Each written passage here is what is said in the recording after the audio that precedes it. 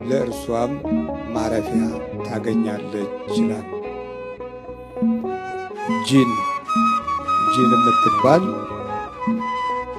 በሴት የምትጠራ መንፈስ ስትሆን ለዘመናት በሰው ልጆች ሕይወት ላይ ጥቃት የምታደርስ ሌሊቱን ጊዜውን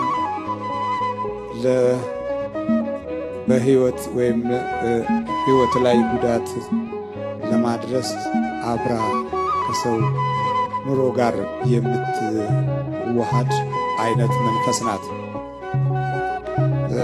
በዕብራይስጡ ምንድነው የሚላር? እርግያ ሊሊት ወማጽአላ ማኖሃ ይላል። ሊሊት ብለው ይጠራታል። እኛ ዛሬ ስማችንን ስንለውጥ የነበረውን አገራዊ ቋንቋችንን ለውጠን ሴቶችን ስንጠራ ሊሊ እንላለን አይደል?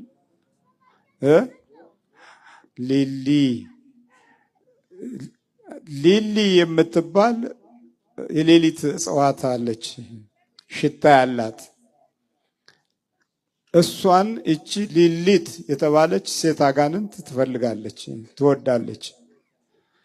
መናፍስትነቷ ለዘመናት የሰው ልጅን ሕይወት የብቸኝነትን መንፈስ እንዲይዝ የማድረግ ችሎታ ያላት ናት።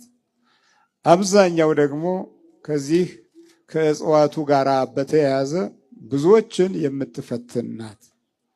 ምሽቱን አመስግነው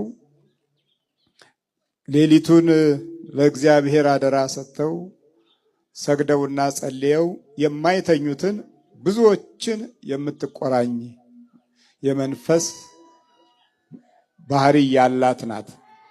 ልክፍትነቷ ከሌሊቱ 6 ሰዓት ጀምሮ እስከ 9 ሰዓት ባለው ላይ ብዙዎችን የምትይዝ ልትኖርባቸው የምትፈልግ ሁሉንም አይነት የህይወት ችግሮች በመናፍስቱ አሰራር ውስጥ ያሉትን ድብቅ ባህሪያቶች ሰዎችን ለመቆራኘት የምትተጋ